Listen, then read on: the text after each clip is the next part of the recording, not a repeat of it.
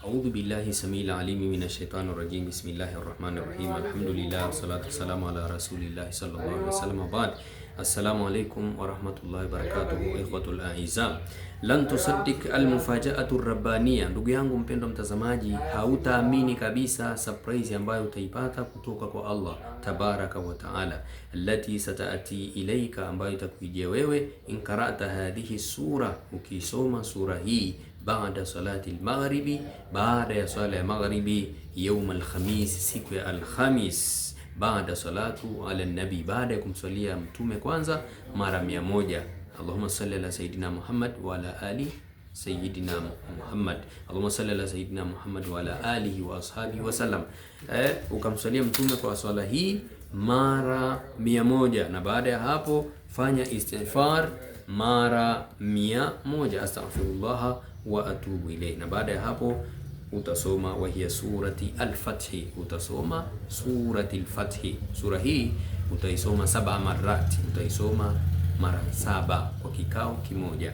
Na baada ya kumaliza surati al-Fathi, ndugu yangu mpendwa mtazamaji, utasoma jina la Mwenyezi Mungu Subhanahu wa Ta'ala linaloitwa ya Fatahu, ewe mwenye kufungua, ya Fatahu.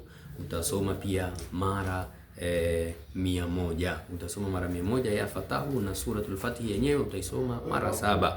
Na baada ya hapo thumma tad'u Allah hajataka, kisha utamuomba Mwenyezi Mungu Subhanahu wa Ta'ala haja yako. Sasa pale utafunguliwa mambo yako kwa idhini ya Mwenyezi Mungu Subhanahu wa Ta'ala. Fanya hivyo siku ya Alhamis, usiku baada salatu al-maghrib, siku ya Alhamis. Na zoezi hili utalifanya Alhamisi 4 ndani ya mwezi mmoja, Alhamisi 4.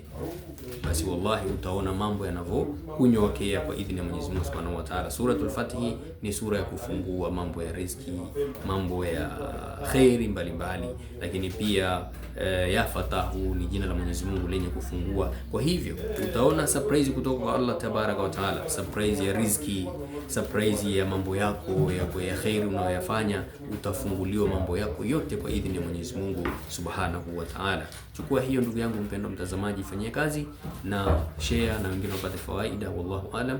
Wassalamu alaikum wa rahmatullahi wa barakatuh.